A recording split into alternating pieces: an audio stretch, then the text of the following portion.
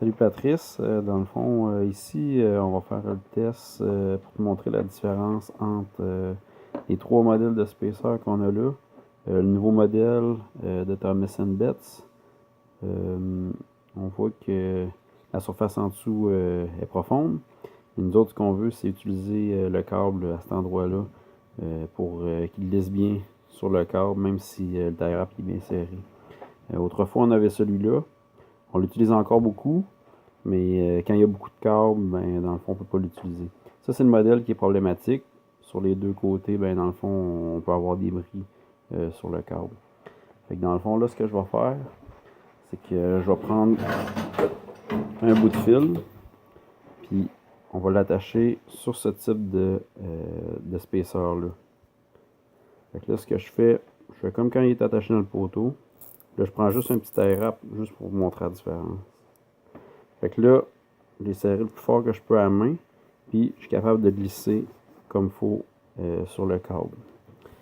On va prendre celui empilable, premier type qu'on a utilisé. Je fais le tour, comme quand on l'installe dans le poteau, sur le même type de câble. À partir du moment que je le serre un petit peu, ça crée une courbure ici, puis il y a des points de friction assez élevés à chaque embout. On va serrer juste un petit peu. Là, j'ai vraiment beaucoup de difficulté à le tasser, même si c'est à peu près impossible, presque impossible. Ce que ça fait, c'est que le câble, il crée une courbure en dessous, les points de friction à chaque bout sont élevés. Même quand on tire, le tie wrap, il devient une position diagonale.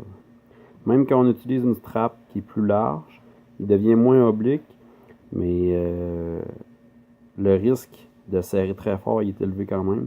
Parce que dans le fond, le point de contact dans le centre, il est plus profond que les embouts. On va mettre lui celui-là de côté.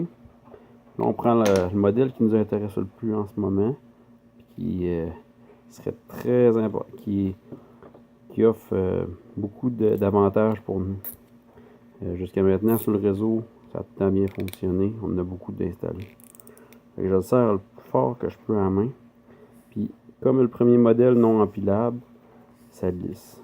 Je suis vraiment serré au maximum à main avec une petite surface de contact sur un fil.